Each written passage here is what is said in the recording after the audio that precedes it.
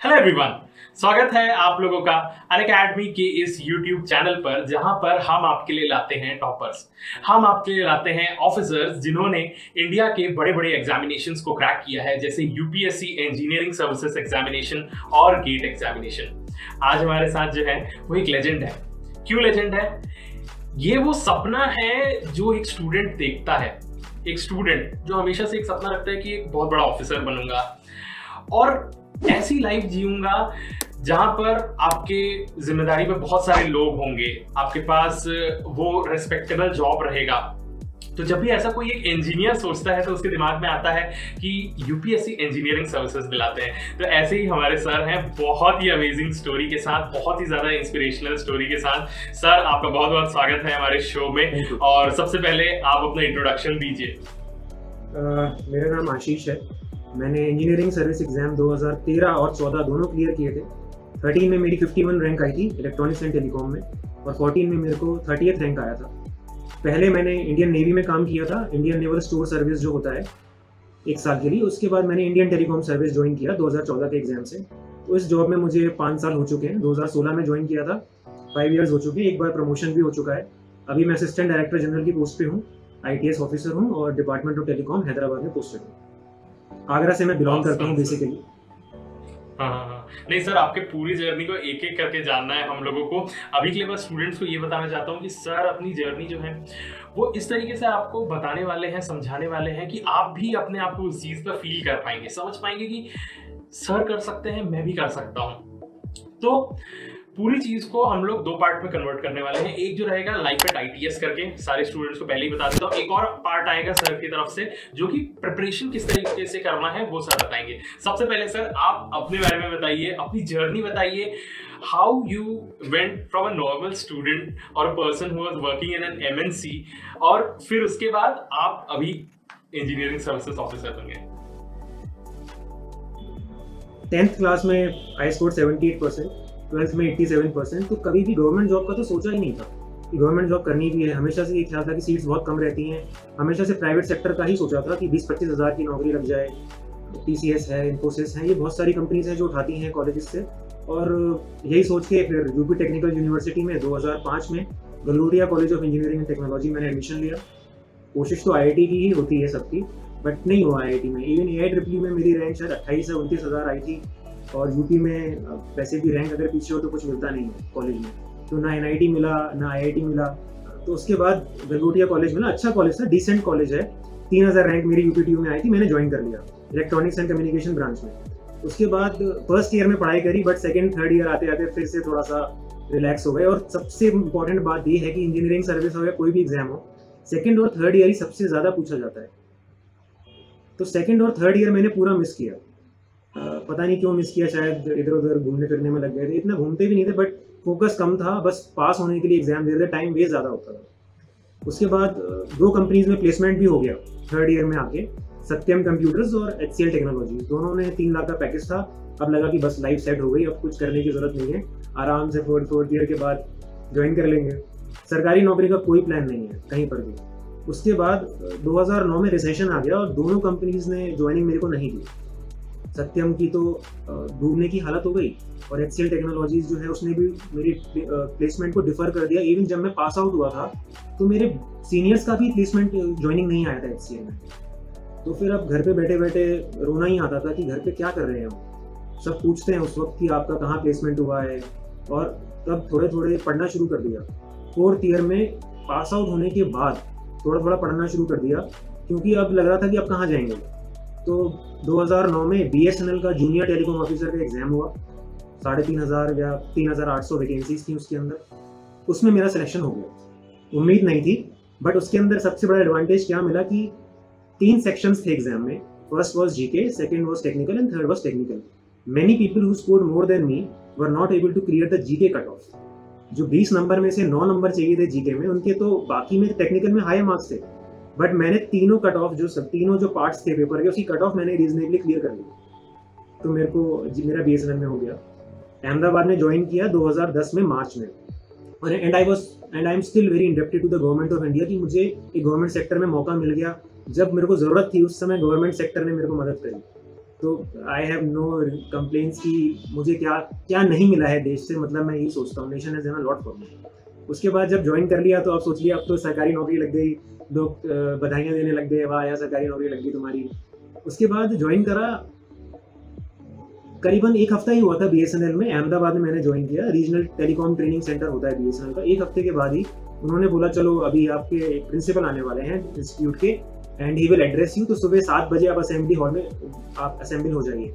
I was like ठीक है आ रहे हैं तो इतना ज़्यादा सजावट क्यों हो रही है, इतने लोग क्यों हैं, इतना हलचल क्यों है। तो उन्होंने बोला कि वो ITS ऑफिसर हैं, तो इसलिए वो DGM भी हैं, डिप्टी जनरल मैनेजर हैं। तो आई वाज लाइक अरे हम भी बन जाएंगे प्रमोट होके, हमारे से ही प्रमोट होके बनते होंगे, ऐसा क्या है उसमें जो इतना ज़्यादा। कहते हैं बहुत यंग है, he is not even in may be initial 40s में ही है, बहुत यंग है वो। मैंने कहा ऐसे कैसे। तो उन्होंने बोला कि UPSC इंजीनियरिंग सर्विस का एग्जाम कराती है और इंडियन टेलीकॉम सर्विस उससे मिलता है, तो they directly join as assistant general manager in BSNL if they come into BSNL। They can have other opportunities as well, but अगर BSNL में डेपुटेशन पे आ गए तो असिस्टेंट जनरल मैनेजर पे आते हैं। And how much time takes for a GTO to get promoted, उन्होंने बोला 20 साल 22 साल। तो आप रिटायरमेंट के आसपास वहां पर आएंगे जहां पे एक ITS ऑफिसर एंट्री कर रहा है। तो मेरे लिए एक बहुत बड़ा शौक था। उन्होंने वहां पे क्या बोला मुझे तो याद भी नहीं है उस असेंबली में, बट मैं उनको देख रहा था और सोच रहा था कि इतना फर्क नहीं हो सकता है। उसके बाद उस रात मुझे नींद ही नहीं आई, क्योंकि मुझे लग रहा था कि अब तो हम कुछ करेंगे नहीं, बस यहीं पर तैयारी की जरूरत नहीं है, बढ़िया जगह हो गया प्लेसमेंट। उसके बाद धीरे धीरे करके बुक्स उठाना दोबारा शुरू करा। अब लगा कि नहीं इंजीनियरिंग सर्विस देना ही पड़ेगा, कोई और एग्जाम टारगेट में नहीं था, इसरो बार कोई टारगेट में नहीं था। अब लगता है बस ITS बनना है, DGM बनना है। और उनके आप सेम ऑर्गेनाइजेशन में तो आपको दिखता है कि पूरा क्या होता है, सीनियर ऑफिसर के साथ पूरा ताम झाम चलता है। उसके साथ एक PA भी होगा, उसका एक ड्राइवर भी होगा, उसका ऑफिस भी अच्छा होगा, उसका एक ग्रीन लैंप और रेड लैंप ऑफिस के बाहर होता है। ग्रीन मतलब आप जा सकते हैं, रेड मतलब नहीं जा सकते हैं। पहले PA आपसे पूछता है, तो वो सब चीज़ें मुझे फैसिनेट करती थी और लोग सुनते थे। People used to take him seriously. I was like कि ये जॉब है कुछ जो बढ़िया है जिसमें लोग आपको सीरियसली लेते हैं। I was just 22 years old, तो this was my thought process about the work कि चाहिए था बस। पढ़ना शुरू किया, सिर्फ लोकल बुक से पढ़ता था। अभी तक सिर्फ लोकल बुक से पढ़ते पढ़ते ही किसी तरीके से BSNL में हो गया और एक किसी और DMRC के JEE में भी हो गया था। तो लोकल बुक से पढ़ के अब दोबारा से लोकल बुक्स शुरू करी, क्योंकि पढ़ना था, अब ITS बनना था। तो 2010 में पहली बार एग्जाम दिया लोकल बुक्स पढ़ के। 410 कट ऑफ था, तब प्रीलिम्स और मेंस नहीं होता था, तब पूरा एक साथ ही एग्जाम होता था। 410 कट ऑफ था, मेरे 399 मार्क्स आए, without coaching, without anything, with local books. अभी रेफरेंस बुक्स जैसे कि मॉरिस मेनो, बिलमैन हल्कियास, साइमन हाइकिंस और साडिकू, गायकवाड़, गांवकर, ये जो बुक्स हैं हमारी रेफरेंस बुक्स हैं, ये तो छुई भी नहीं थी, कभी देखी भी नहीं थी इनका कवर कैसा होता है। UPTU में लोकल कॉलेजेस में हम इतना डेप्थ में नहीं जाते हैं, बस पास होने के लिए उस टाइम कोशिश थी। मे बी अब सिचुएशन बेहतर ये ऑलमोस्ट हर जगह पे है सर। वो मतलब वो एक दिन पहले पढ़ना और रेफरेंस बुक का उतना ज्यादा नहीं, वो जो प्रीवियस ईयर बुक्स आती हैं और जो लोकल निकलते हैं वो हर जगह पे ऑलमोस्ट वैसे ही रहता है। तो बीटेक में भी सेकंड और थर्ड ईयर में इतनी पढ़ाई नहीं करी थी जो एक्चुअली एग्जाम में पूछा जाता है। फर्स्ट ईयर में सीरियस होते हो आप, क्योंकि आपको लगता है IIT में नहीं हो आप, तो यहाँ पे कुछ करना है। और फोर्थ ईयर में सीरियस होते क्योंकि अब लगता है अरे परसेंटेज कम रह गई तो कहीं प्लेसमेंट नहीं मिलेगा। तो फर्स्ट और फोर्थ ईयर में ही ज्यादा पढ़ते हैं हम लोग, और मैंने भी ऐसा किया। लेकिन सेकंड और थर्ड ईयर में जो कोर सब्जेक्ट्स थे वो मेरे मिस हो गए। कुछ स्ट्रॉन्ग रहे, बट मैं बोलूँगा 80% मैंने मिस कर दिए। उसके बाद इसीलिए जब इंजीनियरिंग सर्विस पहली बार दिया तो ठीक है 11 नंबर से नहीं हुआ, बट एक होप आ गई यार अब 11 ही नंबर से तो नहीं हुआ है, और मैंने तो पहली बार दिया एग्जाम तो मैं देता हूँ। फिर दोबारा पढ़ना शुरू किया, तो 1 साल तक पढ़ रहा हूँ और रेफरेंस बुक नहीं उठाई। फिर दोबारा एग्जाम दिया 2011 में। जॉब के साथ थोड़ा पढ़ना मुश्किल हो जाता है, क्योंकि जॉब आपको सेफ्टी और सिक्योरिटी देती रहती है, और शाम को 6 साढ़े 6 बजे तक 7 बजे तक काम रहता था। तो आता था, रात को पढ़ता था, ऐसे 9 बजे बैठे 1 बजे तक पढ़ लिया। 4 घंटे अपना मैं एवरेज कंसिस्टेंटली मार रहा था। 2011 10 से लेकर 11 तक भी मारा और 11 से लेकर 12 तक भी मारा। फिर 11 में एग्जाम दिया तो 434 कट ऑफ हो गई। तब GS का पेपर 1 होता था और 2 ऑब्जेक्टिव और होते थे। 3 ऑब्जेक्टिव थे, GS पेपर 1, GS का पेपर, 2 सब्जेक्टिव ऑब्जेक्टिव और 2 सब्जेक्टिव सब्जेक्टिव। 5 पेपर होते थे और पांचों एक साथ होते थे, प्रीलिम्स और मेंस सेपरेटेड नहीं था। तो 1000 नंबर का पेपर था।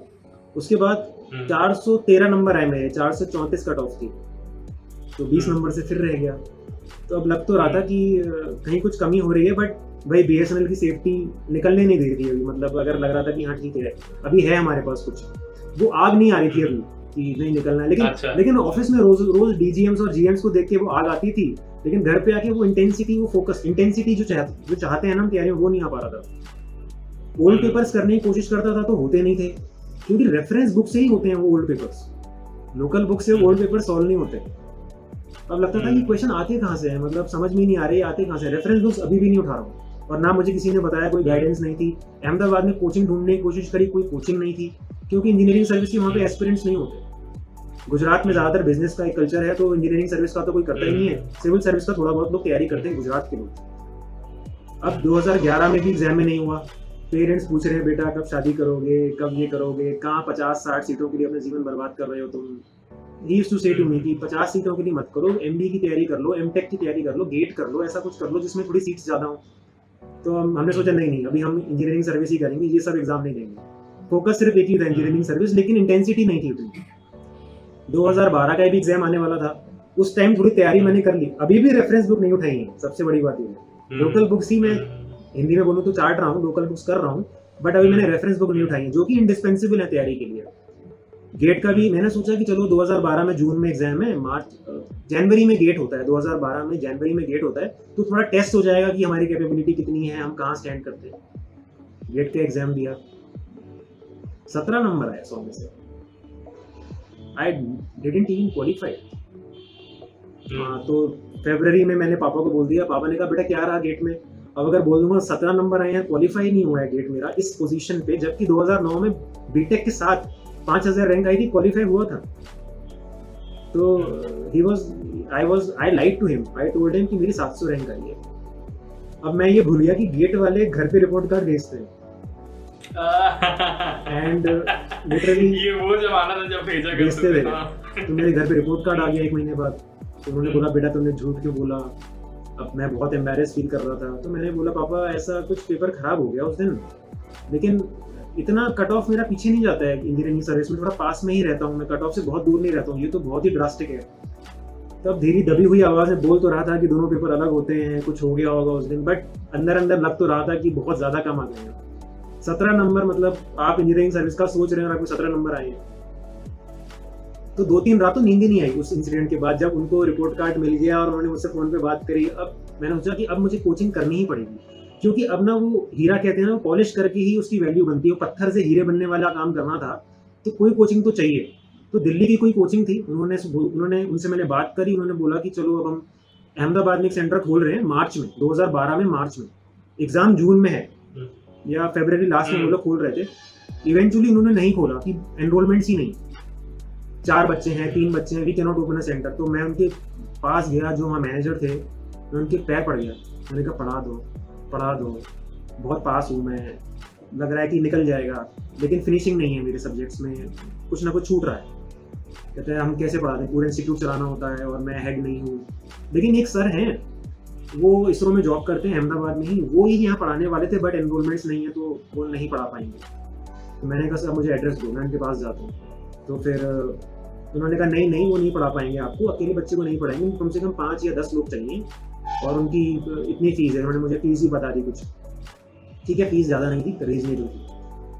मैं उनके पास गया, इसरो में थे वो, जॉब कर रहे थे इसरो में 4 साल से।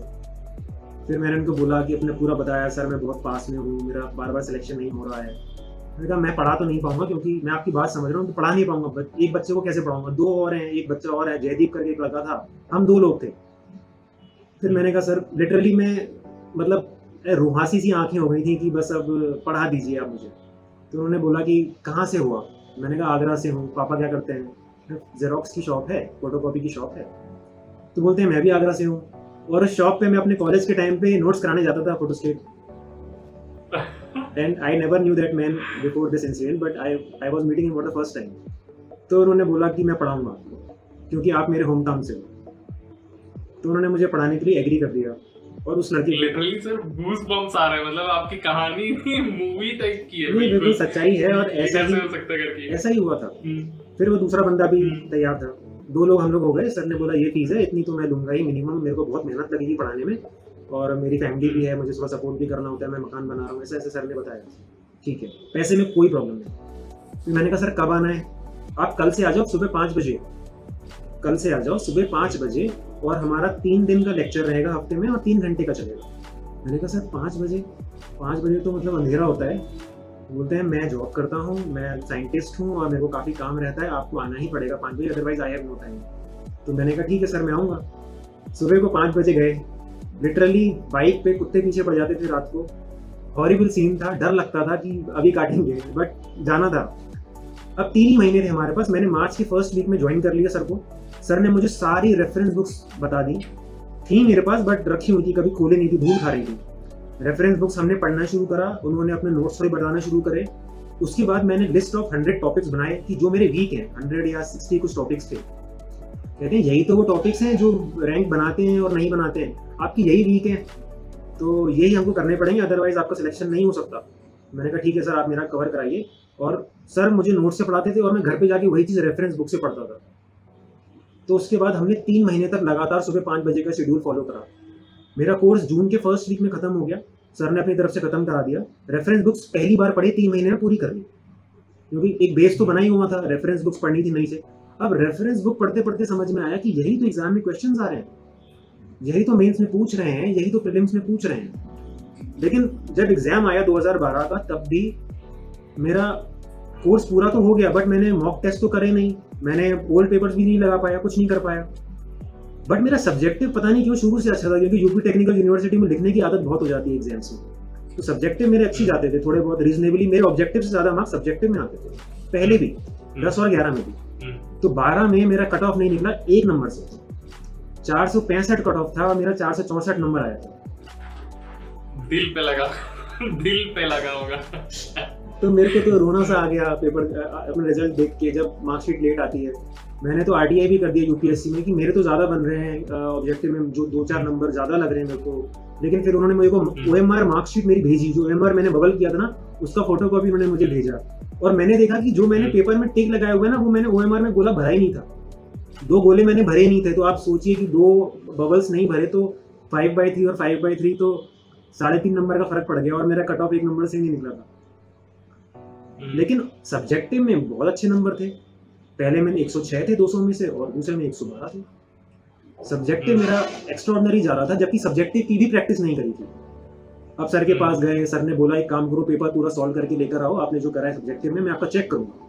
तो 2 दिन के बाद पूरा पेपर 2012 का सॉल्व करके सर के पास लेकर गए। सर ने मेरे को बोला आपके 200 तो सब्जेक्टिव में आएंगे और ऑब्जेक्टिव में जो आपने लगा लिए कोचिंग की वेबसाइट से वो मान लेना। तो उन्होंने 200 लगाए थे और मेरे 212 आए, 218 है। तो वो तो इन्होंने बिल्कुल सही अपने एक्सपीरियंस से। और मेरे सर की 2008 में 23 रैंक आई थी इंजीनियरिंग सर्विस में, बट आईसाइट -5 होने की वजह से रेलवे से उनको नहीं मिला। तो उन्होंने कंटिन्यू किया इसरो में और इंजीनियरिंग सर्विस में दूसरा कैडर ज्वाइन नहीं किया। ये मुझे उन्होंने बहुत बाद में बताया था कि तुम मुझसे पूछते हो ना कि मेरा निकला है कि नहीं निकला है। तो उन्होंने फिर मुझे अपना रिजल्ट भी दिखाया 2008 में, 23 नंबर पे उनका नाम था, बट आईसाइट -5 की वजह से रेलवे नहीं मिला और उन्होंने ज्वाइन किया। उसके बाद अब पूरा 1 साल था, 2013 की तैयारी करनी थी। अब 1 साल में मैंने सोचा कि यार एनआईटी और आईआईटी वालों से ना टेक्निकल में मैं भिड़ नहीं पाऊंगा, कहीं ना कहीं मुझे लगा ये, क्योंकि कोर्स कर लिया था। अब 1 साल था पूरा टेक्निकल के क्वेश्चन आंसर्स लगाने का, ओल्ड पेपर्स लगाने का। लेकिन फिर भी मुझे कहीं ना कहीं लगा कि आईआईटी और एनआईटी वालों से मैं भिड़ नहीं पाऊंगा टेक्निकल में। मैंने कहा अब क्या किया जाए, जीएस, पूरी एनसीईआरटी पढ़ी मैंने जीएस के लिए, पूरी एनसीईआरटी जो सिविल सर्विस के प्रीलिम्स में लोग पढ़ते हैं। 2013 का एग्जाम दिया, 128 नंबर जीएस में आए मेरे, 200 में से 128 नंबर जीएस में थे। और उस साल मेरा मतलब जो हमारा रिटन का रिजल्ट था वो मेरा फेवर में था, मेरा रिटन निकल गया उस साल 2013 में, 1 साल के बाद। क्योंकि मैंने जीएस में बहुत ज़्यादा नंबर उठाए थे, 200 में से 128 नंबर जीएस में मोर देन एक्सेलेंट होते हैं अगर आपके 110 भी आ रहे हैं। लेकिन बाकी में रीजनेबल थे। सब्जेक्टिव में फिर 220 नंबर थे, 105 और 115। ऑब्जेक्टिव में फिर भी थोड़े कम थे। बट इवेंचुअली इंटरव्यू हुआ किसी कोचिंग में जाके, रिनाउंड एक कोचिंग है दिल्ली की, वहाँ पे जाके मैंने पूरा इंटरव्यू गाइडेंस प्रोग्राम किया। अभी तक जो कोचिंग, मतलब वो 2012 और 13 का जो गैप था उसके अंदर मैंने खुद से ही पढ़ा था। सर से मैंने 1 साल मुलाकात नहीं करी, उनको शक्ल दिखाने के लग रहा था कि मैं अभी सर को अपनी शक्ल दिखा नहीं सकता हूँ। जब मेरा इंजीनियरिंग सर्विस में हो जाएगा तब मैं सर के पास जाऊँगा अपनी शक्ल दिखाने के लिए। फिर 2013 में अच्छा इंटरव्यू रहा, 116 नंबर आ गए इंटरव्यू में, मेरी 51st रैंक आ गई इंजीनियरिंग सर्विस में। और वो मेरे लिए एक बहुत ही खुशी का दिन था। सर के पास गया मैं, 2-4 दिन पहले ही एक नई कार ली थी मैंने, सर के पास गया, सर ने बिठाया, बोला देखो बेटा आप तो सेलेक्ट हो गए हो, इंटीग्रिटी रखना, घूसखोरी मत करना, करप्शन में पार्ट मत लेना। उन्होंने पूरा, मतलब ऐसा नहीं था कि सिलेक्शन हो गया तो उन्होंने पूरा एक मॉरल साइंस की तरह से मुझे उन्होंने ट्रेन किया कि how you should be an officer. तो it was a great experience. Selection हो गया, खुशी का माहौल था। अब जब क्या था सर, मैं वही जानना चाहता आपसे, डिफरेंस क्या था? एक बार तो आपका बीएसएनएल में ऑफिसर बने थे और उसके बाद फिर आईएएस ऑफिसर बने, कुछ सिग्निफिकेंट डिफरेंस दिखा सोसाइटी में, अपने आप में? बहुत डिफरेंस आप बताना चाहेंगे थोड़ा सा? पहली बात तो इतना पढ़ते पढ़ते, जीएस पढ़ते हुए या टेक्निकल पढ़ते हुए आपकी ग्रोथ ऑलरेडी ऑटोमेटिकली होती है। कहीं ना कहीं आप इवॉल्व होते हो एज अ पर्सन, क्योंकि आपने डाउनफॉल्स बहुत बार देख लिए होते हैं। फिर आपको थोड़ा बहुत ठीक करना भी आ जाता है। गलती आप या तो किसी के एग्जाम्पल से सीख लो या खुद से सीखो, एक्सपीरियंस लेके सीख रहे हो आप। तो दैट वाज वन थिंग। उसके बाद 3-4 साल से हम घर पे यही बोल रहे थे अभी हम कर रहे हैं। लोग बोलते थे बेटा नहीं हो तुम इतने होशियार, लिटरली मुंह पे कहते थे नहीं हो तुम इतने होशियार, अगर बार बार एग्जाम में नहीं हो रहा है तो इसका मतलब कुछ कमी है आपके अंदर, आप दूसरा कुछ एग्जाम देख लो। तो मुझे लगता था कि I know more about me, और मैं जो चाहता हूँ शायद मैं ठीक से नहीं कर रहा हूँ, बट एक फिनिशिंग की जरूरत है मुझे कि मेरी रेफरेंस बुक कोई करा दे या मैं बैठ जाऊँ। मेरे बस डाउट्स क्लियर करने के लिए भी तो कोई चाहिए ना आदमी। तो सर ने मुझे रेफरेंस बुक्स के डाउट्स क्लियर करे और उनके होते हुए मैं रेफरेंस बुक्स पढ़ने की हिम्मत कर पाया और 3 महीने में सारी रेफरेंस बुक्स पढ़ भी ली। तो जब सिलेक्शन हुआ तो मैंने रैंक देखी, 51 रैंक थी। रैंक देखते ही फटाफट पीडीएफ बंद करी। It was an unbelievable moment for me. और फिर उसी दिन 5 स्टार होटल में अपने फ्रेंड्स को लेकर गया मैं, पार्टी दी उनको मैंने, 8-10 हज़ार रुपये खर्च किए एकदम। It was a different scenario all together. Parents भी खुश, और उस टाइम मेरी सगाई हो चुकी थी रिजल्ट आने के पहले, तो सब इन लॉज वाले भी खुश, सब कुछ, मतलब हर जगह पे खुशी का माहौल था। अब सब सर्विस अलॉट हुई, तो Indian naval material management service navy में होती है, वो सर्विस अलॉट हो गई। लेकिन चाह तो हमेशा से इंडियन टेलीकॉम सर्विस में जाने की थी। तो लोगों ने बोला भी कि इंडियन टेलीकॉम सर्विस में प्रमोशंस अच्छे हैं, रेलवे में प्रमोशंस अच्छे हैं, तो आप फिर से ट्राई करो। अब लेकिन एक बार 51 रैंक आने के बाद ना फिर ट्राई करना थोड़ा नहीं, मतलब बहुत मुश्किल होता है। रेजिस्टेंस आने लगता है, फिर से करना लेकिन पड़ेगा। छोड़ा नहीं, फिर पकड़ लिया उसी उतनी ही इंटेंसिटी से उस दिन पकड़ लिया, फिर से वही मार्क जो रिजल्ट आया और 51 रैंक आ गई। क्योंकि पता था आईटीएस की सिर्फ 4 ही पोस्ट हैं, मिलेगा नहीं इस साल। आईटीएस चाहिए तो 15-16 में रैंक आनी चाहिए थी, तो मिलता शायद, क्योंकि 4 ही वैकेंसीज थे जनरल में उस साल, टोटल 7 वैकेंसीज थे। दोबारा तैयारी शुरू करी 2014 में, दोबारा तैयारी शुरू करी और जीएस में 148 नंबर आए इस बार। 128 पहले आए थे, इस बार 148 आए, क्योंकि अब फिर से आपने वही एनसीईआरटी पढ़ना शुरू कर दिया, सिविल सर्विस के भी थोड़े बहुत प्रीलिम्स के क्वेश्चन देख लिए थे कहीं ना कहीं। तो इस बार 148 नंबर आए और रैंक आई 30th। इंटरव्यू में भी इम्प्रूव हुआ, रिटन में भी इम्प्रूव हुआ, ओवरऑल इम्प्रूव हुआ। अब 30th रैंक आई तो आईटीएस मिल गया इस बार 2014 में। और फिर वहाँ से रिजाइन किया नेवल स्टोर डिपार्टमेंट से, और 1 साल वहाँ पर भी एक्सपीरियंस किया, 5 साल बीएसएनएल में एक्सपीरियंस किया, फिर 1 साल नेवल स्टोर डिपार्टमेंट में बॉम्बे में पोस्टेड था। फिर 2016 में जिस दिन रिजाइन किया उसके next day Indian telecom service में ट्रेनिंग सेंटर होता है हमारा, गाजियाबाद में है, नेशनल टेलीकॉम इंस्टीट्यूट, वहाँ पे मैंने ज्वाइन करा।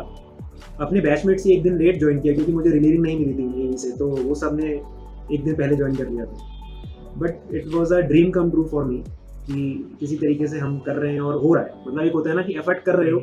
तो सर का जो गाइडेंस था ना, वो मेरे लिए कॉर्नर स्टोन था लाइफ का। अकेले बैठ के पढ़ाया उसने मुझे, क्योंकि वो जयदीप भी छोड़ के चला गया था 2-3 दिनों के बाद, जो मेरे साथ में पढ़ता था।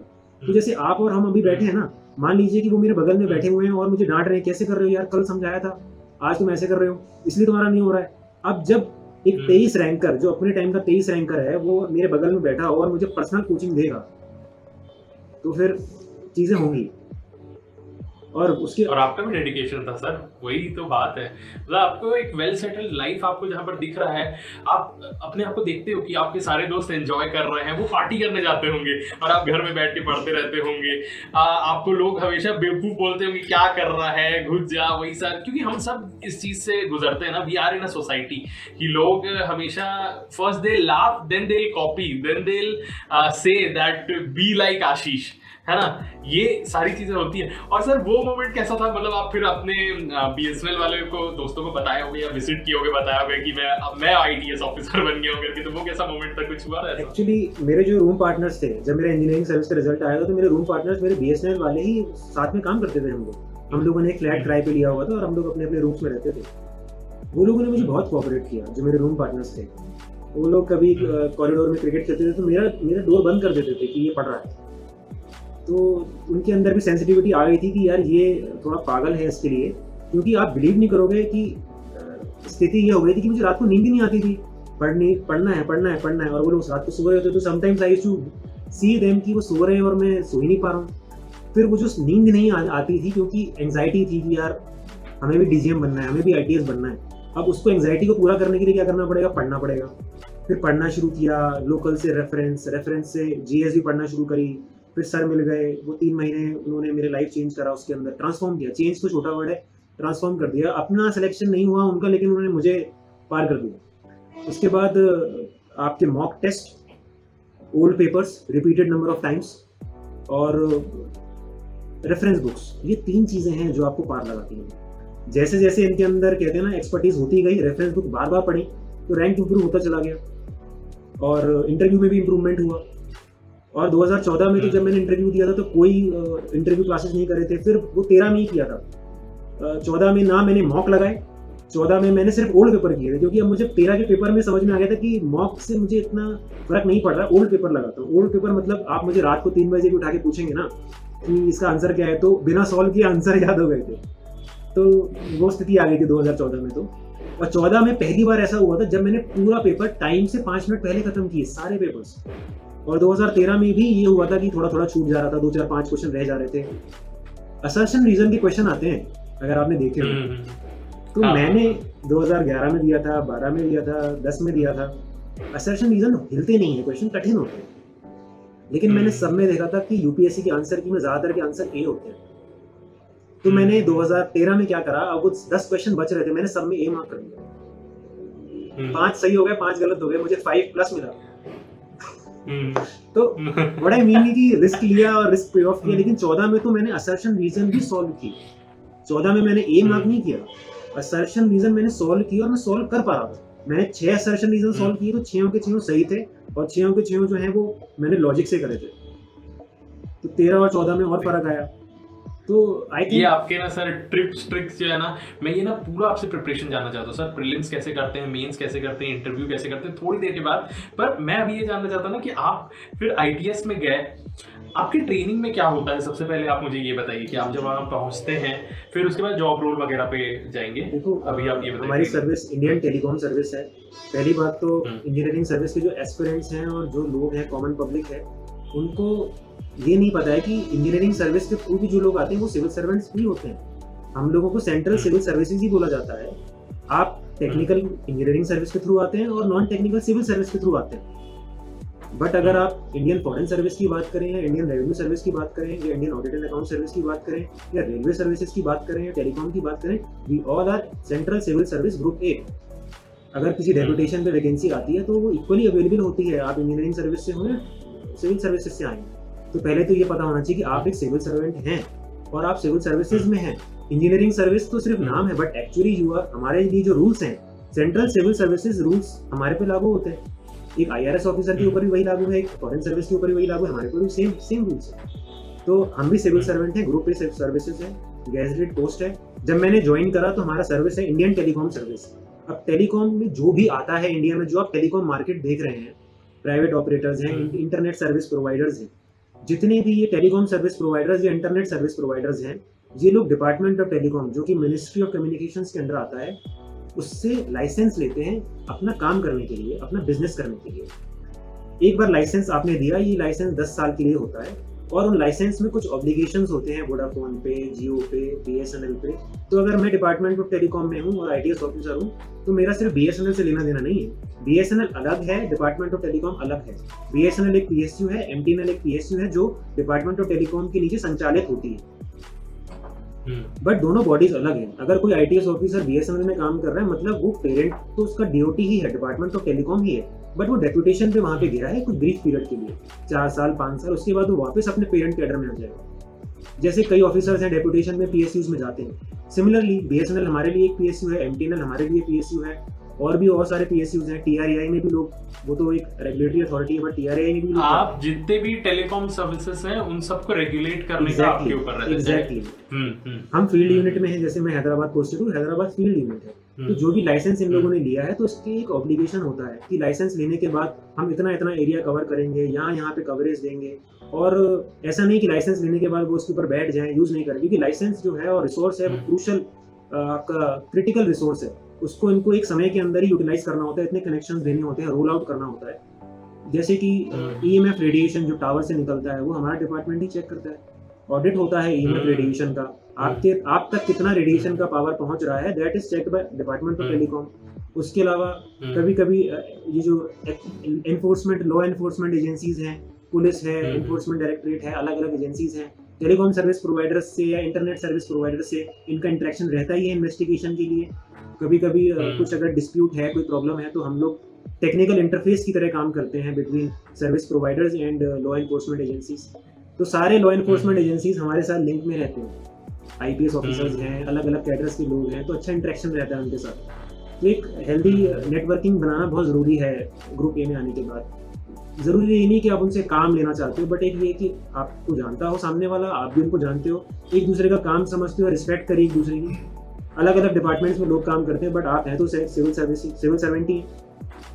तो इस तरीके से उसके अलावा जो डायरेक्ट बेनिफिट ट्रांसफर जो गाँवों में होता है, तो नेटवर्क कवरेज होना चाहिए।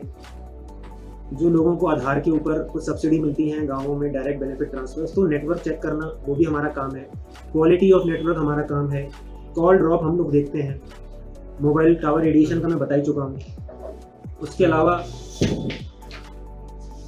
टेलीकॉम नेटवर्क्स में जो एयरटेल का नेटवर्क है या जियो का नेटवर्क है, जो सिक्योरिटी एस्पेक्ट है नेटवर्क में, साइबर सिक्योरिटी अटैक ना हो जाए, तो वो भी हम लोग ऑडिट करते हैं। उसके अलावा ICT डेवलपमेंट इंडेक्स होता है यूनाइटेड नेशन का, इंटरनेशनल टेलीकॉम यूनियन का ICT डेवलपमेंट इंडेक्स, कि एक कंट्री ICT के टर्म्स में कितनी डेवलप है, तो वो लोग की हमारी रिस्पॉन्सिबिलिटी है, वो भी अपग्रेड करना, इंडिया को ICT के टर्म्स में अपग्रेड करना वो हमारी रिस्पॉन्सिबिलिटी है।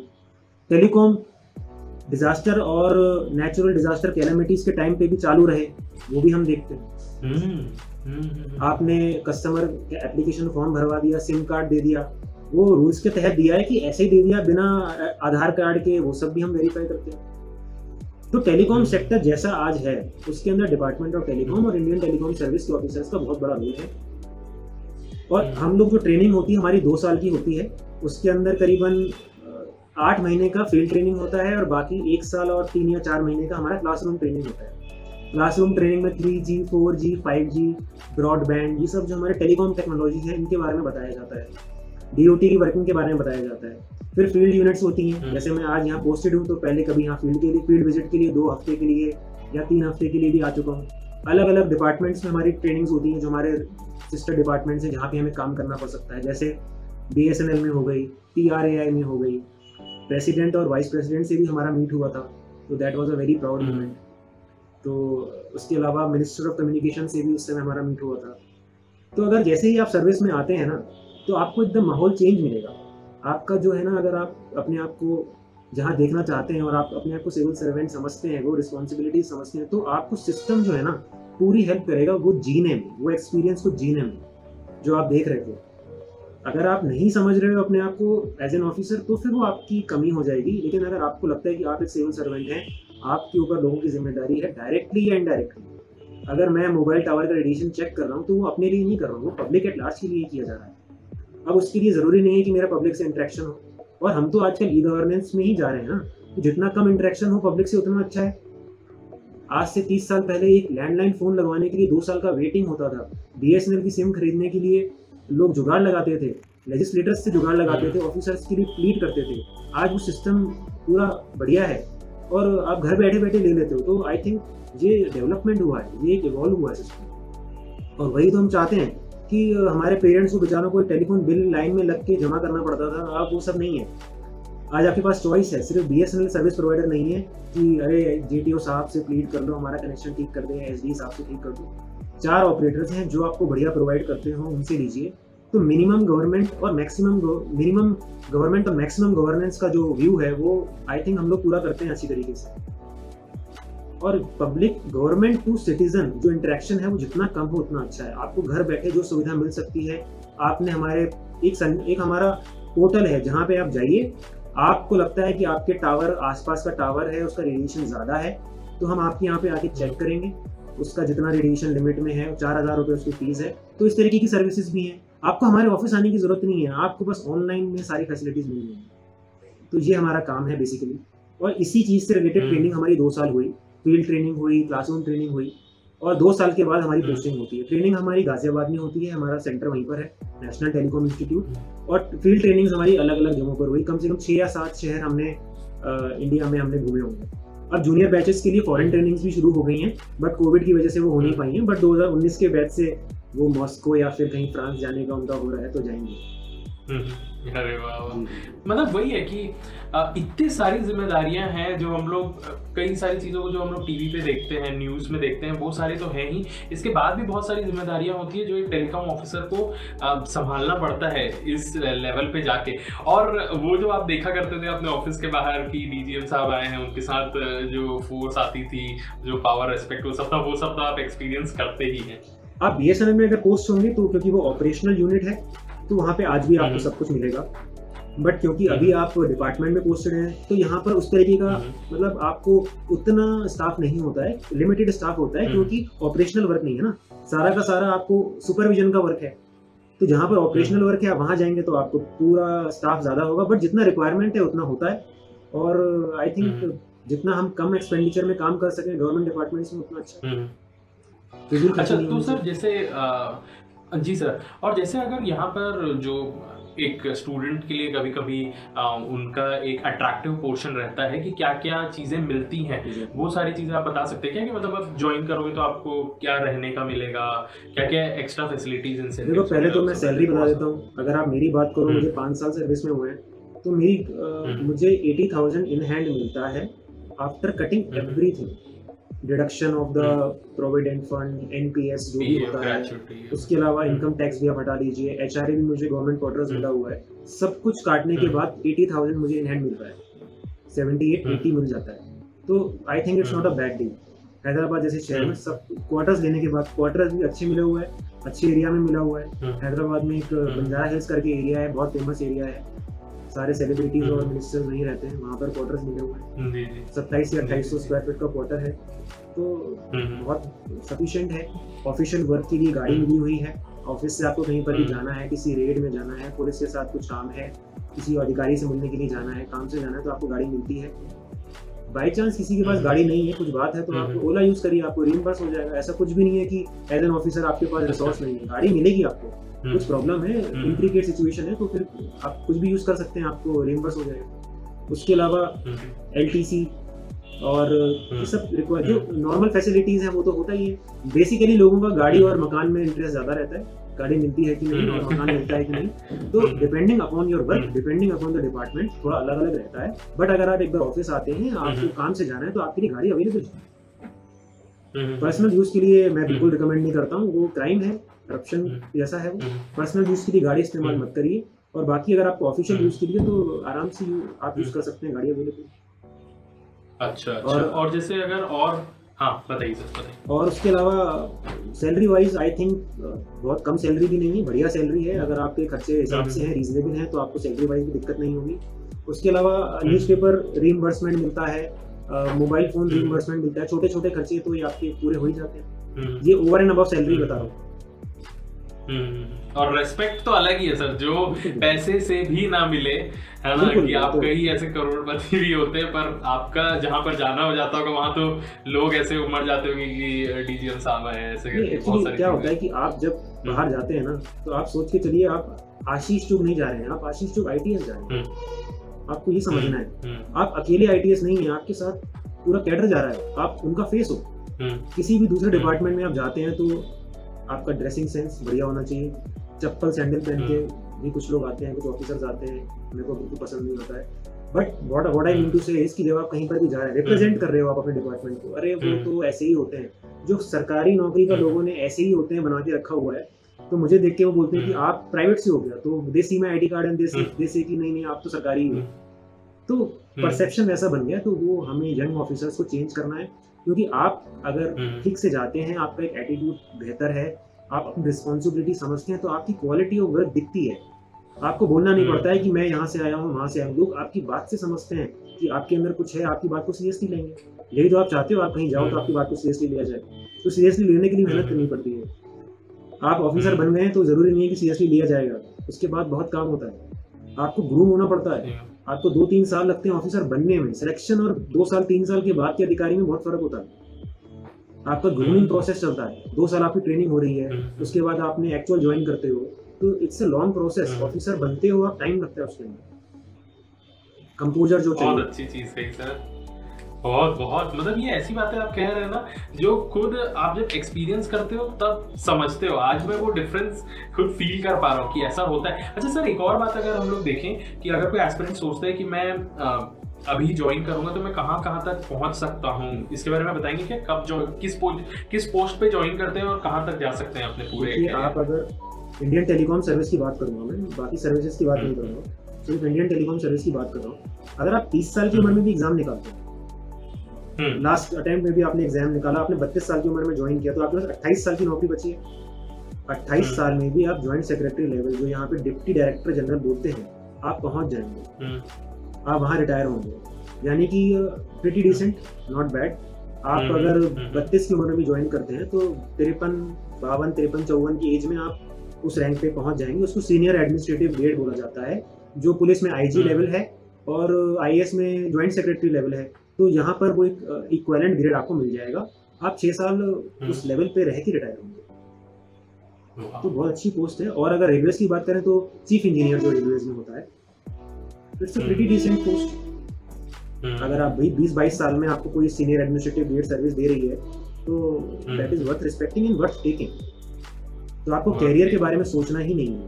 थोड़ा बहुत किसी एक आध पोस्ट में आगे पीछे हो सकता है, थोड़ा डिले हो गया, लेकिन at the end of your career you will be having a great designation, वो कोई प्रॉब्लम नहीं है। वेरी गुड सर, मुझे भी इस बात से बहुत खुशी हो रही है कि मैं कई साल बाद आपसे कांटेक्ट में रहूंगा, तो ये रहेगा कि आईजी लेवल के यहाँ पर सर हैं हमारे साथ। तो हमारे में उसको डिप्टी डायरेक्टर जनरल बोलते हैं, डिप्टी डायरेक्टर जनरल। और हमारे इंजीनियरिंग सर्विस के कुछ ऑफिसर सेंट्रल गवर्नमेंट में जेएस लेवल पे भी हैं, ज्वाइंट सेक्रेटरीज भी हैं। आप डेपुटेशन पे जाइए, अप्लाई करिए, आपका प्रोफाइल अच्छा है तो गवर्नमेंट आपको चांस देगी। इवन मेरे एक सीनियर हैं, वो सीबीआई में एसपी हैं, 2004 बैच के, सीबीआई में एसपी हैं। नॉन आईपीएस को भी सीबीआई में एसपी की पोस्ट दी जाती है। अगर आपके पास इन्वेस्टिगेशन का एक्सपीरियंस है, किसी टेलीकॉम में आपने इन्वेस्टिगेशन का काम किया, तो वो आपको देंगे मौका। आप कैसे हो, आपको ना एक इंजीनियरिंग सर्विस में या सिविल सर्विसेज में, आप कहीं भी सिविल सर्वेंट बनते हैं, आपको ना एक वेट क्ले दे दिया गया है, कच्ची मिट्टी दे दी है आपको। अब आपको उससे पॉट बनाना है। अब पॉट आप कैसा बनाते हो वो आपके हाथ में है। आपने कैसे अपने आप को कंडक्ट किया, आपने कैसे नेटवर्किंग करी, किस तरीके से काम किया, आपकी एनुअल परफॉर्मेंस रिपोर्ट कैसी है, एक समय के बाद इसका मैटर करता है।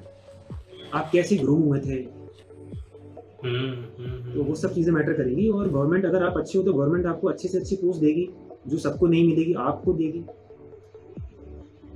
तो ये एक अपॉर्चुनिटी है, और बहुत अपॉर्चुनिटीज है। रियली गुड सर, मतलब आज मैं भी इतना इंस्पायर हो गया हूँ कि मैं नेक्स्ट ईयर का दिला ही दूं, ऐसा सोच रहा हूँ। पर सर अब हम लोग, मैं बिल्कुल ऐसा जान चुका हूँ कि यार ये जॉब बहुत अच्छी है, और यहाँ पर एस्पिरेंट्स को भी बहुत ज़्यादा मदद आएगी इस चीज़ से कि वो जिस चीज़ की तैयारी कर रहे हैं उसमें मेहनत भी है और उसके बाद उतना ही अच्छा फल भी उनको मिलने वाला है। तो हाँ, तो अब आप अगर अपने टर्म्स में, हम लोग थोड़ा सा अपने नेक्स्ट पार्ट पे चलते हैं कि प्रिपरेशन किया कैसे जाए। एक एवरेज स्टूडेंट नहीं पता है, आप अपने इंसाइट्स दीजिए कि आपने जब तैयारी करना शुरू किया या सोचा तो क्या चीज़ को ध्यान दिया। देखिए, मैं सिर्फ प्रीलिम्स की तैयारी करूंगा या मैं मेंस की तैयारी करूंगा या साथ साथ में इंटरव्यू का भी करूंगा, इन तीनों फेजेस को हम लोग लेके चलते हैं। एक बार सबसे पहले आप प्रीलिम्स की तैयारी के बारे में थोड़ा सा बताइए।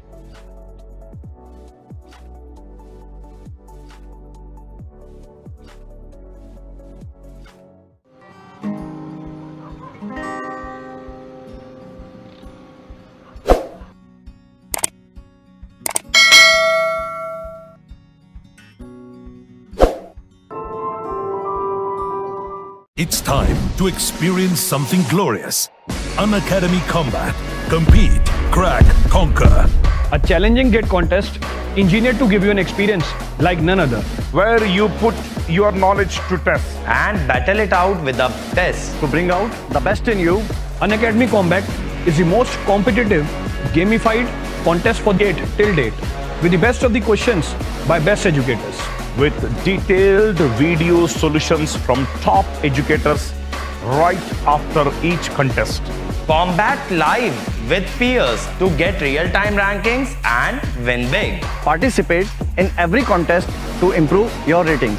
Challenging contests every fortnight or alternate Sunday. Live ranking after every question. Big rewards for top rankers. Your passion to crack GATE deserves this. Your hard work towards your dream deserves this. Fuel your inner fire for the ultimate GATE challenge. Unacademy Combat. Register now.